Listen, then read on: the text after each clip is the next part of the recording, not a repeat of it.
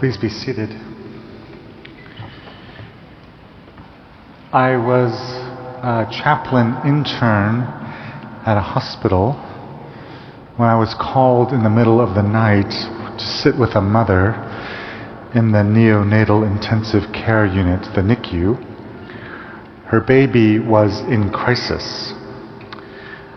I remember the lights in the hallway were painfully bright and stark. The NICU itself was dark and calm. I baptized her baby. And then, because there was nothing really else to do, the mother and I started walking. We didn't have a destination. We just walked through those brightly lit hallways, just two people in a mostly empty hospital. A few days later, I came back to do my rounds. The baby was no longer in the NICU. I found the mother on a different floor. The crisis had passed, the baby had lived, and the rawness, the wound of that night had closed over. She had moved on back into her life. But recovery like this is not resurrection. Something happened in the room that night that was not erased when the crisis passed. Now, when Jesus appears to his disciples, he shows them his hands and he offers them his side, and a week later he says to Thomas, "Put your finger here, reach out your hand and put it in my side." The risen Christ still bears the wounds, and Thomas is meant to recognize Jesus by them. In the ancient world, we know this because a scar could be the mark by which someone was known. When Odysseus returns home after 10 years of war and then 10 years of wandering, he is changed beyond almost recognition. But his old nurse recognizes him by a scar. And Thomas is asking something similar. Is this resurrected, risen Jesus the same as the one I saw crucified? Our reading in 1 Peter helps us go further. Peter says that we have been given a new birth into a living hope. And this inheritance is imperishable, undefiled, and unfading. Then he adds, "For a little while you have had to endure various trials." So when Peter says undefiled, that the inheritance is undefiled, that cannot mean untouched. It cannot mean unwounded. It means that what God gives us cannot be ruined by what the world does to us. The wounds remain, but they are not the deepest truth. When I look at children, my own or others, I sometimes think, I hope life is gentle with them. I hope the wounds aren't too deep. But to love a child is to know that some of those wounds will be deep. Not long ago, at another baptism we had here, one of the candidates was 6 years old, and she was old enough to be asked whether she wanted a sponsor, a godparent, to speak the promises on her behalf. And she said, "No, I want to speak the promises myself."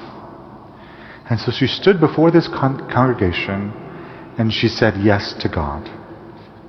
Now, she said yes to God before she could possibly understand all that life is going to ask of her. That is part of the grace of baptism. We don't have to understand everything, but we know that God claims us before we do. And so today we're going to baptize 4 children: Frank, Penelope, Elias, and Theodore.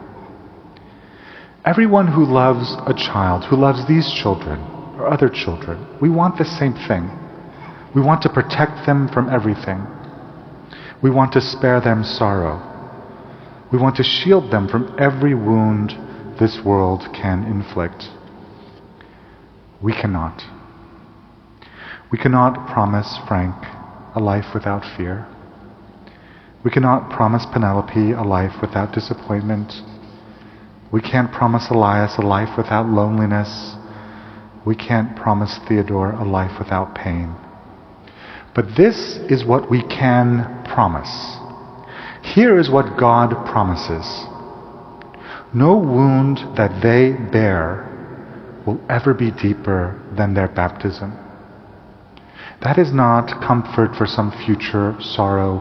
That is not wishful thinking. That is a concrete promise.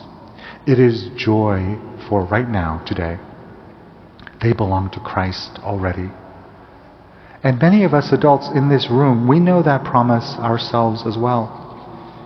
We know that we have been claimed by God before we even understood what that meant. Named, beloved, before we could ever earn it. And marked by Christ before the world left its wounds. Whatever has happened to us in this world, none of it is deeper than our baptism. And the same is true for these children. Before the world tells them who they are, God has already spoken. Before life leaves its marks, Christ has already marked them as their own.